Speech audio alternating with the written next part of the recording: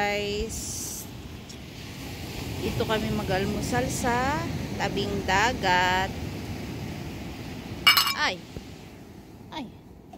yan, lagay tayo na kuha tayo hotdog. Bakit? Baso? May tao ba yan? Oo, may tao yan. Tsaka tuyo. Ayan. Ito kami ngayon sa tabing dagat. Mamaya, ayan guys, dito kami sa tabing dagat. Nakain si Bunso, nakain si Ha. Almusal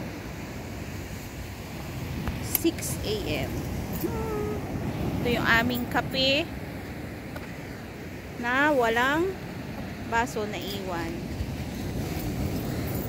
Coffee mate.